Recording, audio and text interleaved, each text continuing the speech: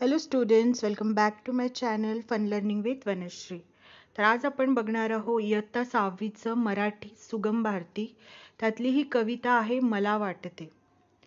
सर्वात आधी आपण कविता वाचून घेऊया आणि त्यानंतर कवितेचा अर्थ मी तुम्हाला समजावून सांगते. बघा काय सांगितलेलं आहे. मला वाटते झरा होऊनी तृषा हरावी वाट सरूंची. मला वाटते मेघ होऊनी वृष्टी करावी जलधारांची. परत एकदा वाचते. मला वाटते झरा होऊनी तृषा हरावी वाट सरूंची. मला वाटते मेघ होऊनी वृष्टी करावी जलधारांची. मला वाटते तरुवर होऊनी फळे गोड सगळ्यांना द्यावी. सदैव शीतल छाया धरुनी वाट सरूंची सोय करावी. मला वाटते तरुवर होऊनी फळे गोड सगळ्यांना द्यावी. सदैव शीतल छाया धरुनी वाट सरूंची सोय करावी. मला वाटते गवत होऊनी पुष्ट करावे गाई गुरांना. आणि वाटते दिवा होऊनी उजेड द्यावा मी सकलांना. मला वाटते गवत होऊनी पुष्ट करावे गाई गुरांना. आणि वाटते दिवा होऊनी उजेड द्यावा मी सकलांना. मला वाटते फूल होऊनी डोलावे मी तरुवेलींवर. हासत हासत सुगंध उधळत सुखवावे सकलांचे अंतर. मला वाटते फूल होऊनी डोलावे मी तरुवेलींवर. हासत हासत सुगंध उधळत सुखवावे सकलांचे अंतर.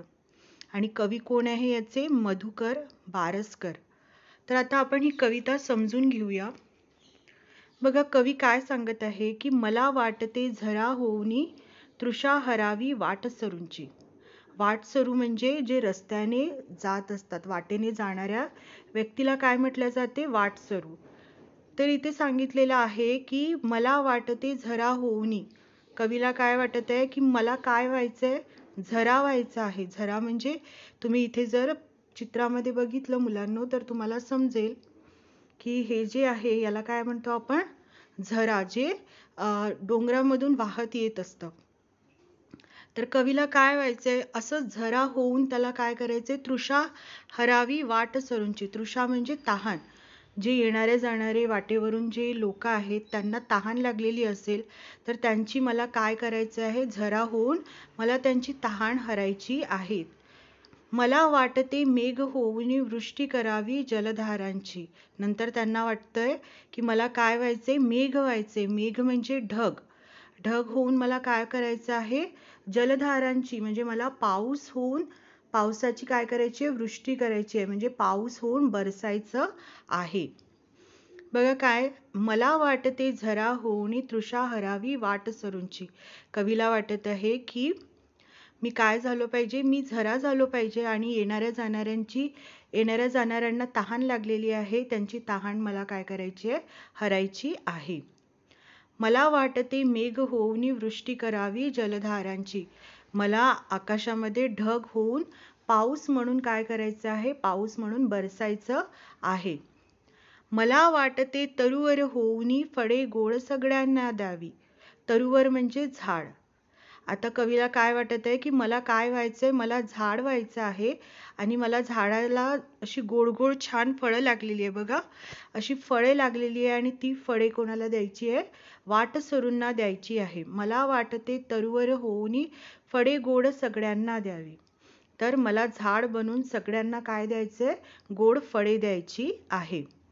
सदैव शीतल छाया धरुनी वाट सरूंची सोय करावी. आपल्याला माहिती आहे की आपण जेव्हा रस्त्याने जात असतो आणि खूप ऊन असेल तर आपण कुणाचा आधार घेत असतो? झाडांचा. त्याच्या सावलीमध्ये आपण विसावत असतो. तर कवीला असं वाटत आहे की मला काय व्हायचंय? मला झाड होऊन, तरुवर होऊन काय व्हायचंय? मला सर्वांना शीतल छाया म्हणजे मला थंडी अशी सावली लोकांना द्यायची आहे, वाटसरूंना द्यायची आहे. मला वाटते गवत होऊनी पुष्ट करावे गाई गुरांना. आता कवीला वाटत आहे की मला काय व्हायचंय? मला गवत व्हायचंय आणि जे गाई गुरं चरायला आलेली आहेत रानांमध्ये त्यांना मला खाऊ घालायचं आहे, कारण आपल्याला माहिती आहे की जे गाय बैल असतात ते त्यांचं जेवण काय आहे, त्यांचं जेवण हे चारा आहे. तर मला हे गवत बनवून काय करायचं आहे, त्यांची जी भूक आहे ती शमवायची आहे. आणि वाटते दिवा होऊनी उजेड द्यावा मी सकलांना. आता त्यांना वाटत आहे की संध्याकाळ झाल्यानंतर दिव्याची खूप गरज असते, कारण संध्याकाळ झाली की सगळीकडे अंधार व्हायला सुरुवात होत असते. म्हणून कवीला असं वाटत आहे की मला आता काय व्हायचंय, मला दिवा व्हायचा आहे, जेणेकरून मी सगळ्यांना काय देऊ शकतो, प्रकाश देऊ शकतो, उजेड देऊ शकतो.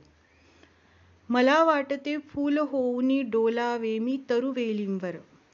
आता कवीला काय वाटत आहे की मला फूल व्हायचं आहे. आणि आता आपण इथे बघतोय की इथे बघा किती सुंदर सुंदर फुले दिसते आपल्याला चित्रामध्ये. तर तसंच कवीला वाटत आहे जेव्हा त्या वेलींकडे बघत आहे, त्या वृक्षांकडे बघत आहे, त्याच्यावर लागलेली जी सुंदर अशी फुले आहेत, मनमोहक फुले आहेत, ती फुले बघून कवीला असं वाटत आहे की मला सुद्धा काय व्हायचंय, फूल व्हायचं आहे आणि या वेलींवरती डोलायचं आहे. कधी डोलणार फूल, जेव्हा वारा सुटेल तेव्हा. हासत हासत सुगंध उधळत सुखवावे सकलांचे अंतर. बघा, जेव्हा वारा वाहतो तेव्हा फुलांमधला जो सुगंध आहे ना, तो हवेमध्ये मिसळत असतो आणि तेव्हा सुगंध सगळीकडे दरवळत असतो. तर हासत हासत कवीला काय करायचंय, सुगंध उधळायचा आहे फुलांमधला. सुखवावे सकलांचे अंतर, म्हणजे सगळ्यांचं मन हे काय होऊन जाणार आहे, आनंदित प्रफुल्लित होऊन जाणार आहे. तर मुलांनो, ही होती छोटीशी कविता.